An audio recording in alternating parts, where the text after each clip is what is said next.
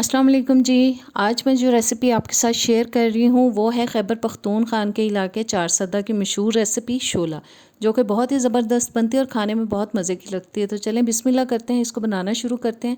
जी, आधा कप मैं सबसे पहले ले रही हूँ साबुत मूंग। आप मूंग की छिलकों वाली दाल भी इस्तेमाल कर सकते हैं।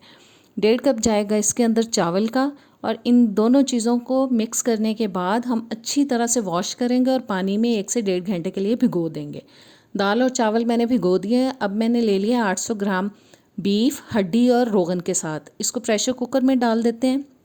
साथ ही जाएगा इसके अंदर 1.5 टेबलस्पून कुटी हुई लाल मिर्च, 1 टेबलस्पून जाएगा जी कुटा हुआ सूखा धनिया, 1 टीस्पून नमक, और साथ इसमें डालेंगे पानी, जो कि मैं काफ़ी मिकदार में डाल रही हूँ, तकरीबन 2.5 से 3 लीटर तक, क्योंकि हमें प्रेशर कुकर को ज़्यादा टाइम के लिए चलाना है। और पानी हमें इतना शामिल करना है कि पानी में गोश्त गल भी जाए और इसकी कुछ यखनी भी बच जाए। और पानी डालने के बाद अब मैं इसमें डाल रही हूँ लहसुन के जवे, तकरीबन 8-10 अदद। और अब प्रेशर कुकर को हम करेंगे बंद और अच्छी तरह से इसको 40 से 45 मिनट के लिए गला लेंगे। जी, गोश्त गल चुका है। बोटियां अब मैं निकाल लूँगी इसमें से और यखनी को छान लेंगे। और जी, यखनी मैंने छान के अलग रख ली है और बोटियों को मैं अब श्रेड कर लूँगी, हड्डी को अलग कर दूँगी और बोटियों के छोटे छोटे पीसीस कर लेंगे। सारी बोटियां मैंने छोटे छोटे पीसीस में कर ली हैं। अब फिर से मैंने प्रेशर कुकर को ऊपर चढ़ा दिया चूल्हे के और उसमें मैं डाल रही हूँ आधा कप घी, जो कि मैं देसी यूज़ कर रही हूँ। आप नॉर्मल घर में इस्तेमाल होने वाला घी भी ले सकते हैं और ऑयल में भी इसको बना सकते हैं। और साथ ही इसमें डालेंगे दरमियाने साइज़ की एक कटी हुई प्याज। अब हमें प्याज को दरमियाना सा ब्राउन होने तक पकाना है, यानी कि मीडियम ब्राउन होने तक पकाना है। मीडियम ब्राउन हो चुकी है प्याज। अब मैं इसमें शामिल कर रही हूँ टमाटर, जो कि मैंने ले लिए थे 3 अदद दरमियाने साइज़ के, उनको काट के डाल दिया। साथ ही इसमें हम हरी मिर्चें शामिल करेंगे, जो कि मैंने 4-5 अदद ले ली थी, वो डाल दी हैं।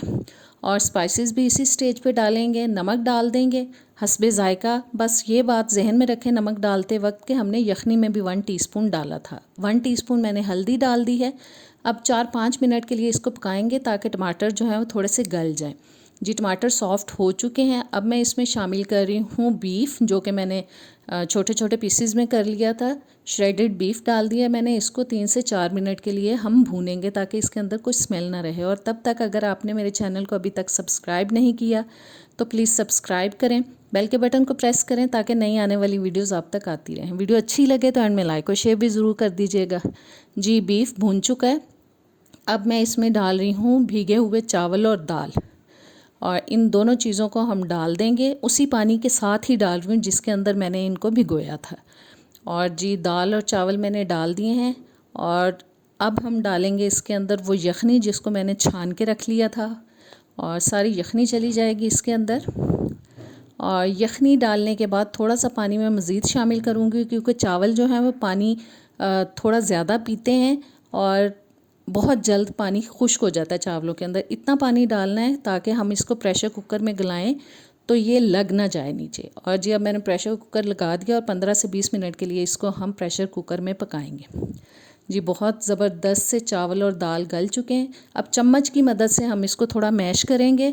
इसको ब्लेंडर से नहीं करेंगे मैश, और हैंड ब्लेंडर से नहीं करेंगे, ग्राइंडर में मैश नहीं करेंगे। इसको बस हल्का सा चम्मच की मदद से ऐसे मिक्स करते जाना है ताकि इसकी जो लुक है वो भी बरकरार रहे। और बाज़ लोग जो हैं वो हलीम की तरह की लुक इसको दे देते हैं, जो चीज़ जैसी हो वो वैसे ही अच्छी लगती है। मैंने 1 टीस्पून गरम मसाला डाल दिया है। और दूसरे चूल्हे पे मैंने इसका तड़का तैयार कर लिया था। देसी घी मैंने 1/4 कप लेके उसमें थोड़ा सा ज़ीरा डाल के तड़का बना लिया।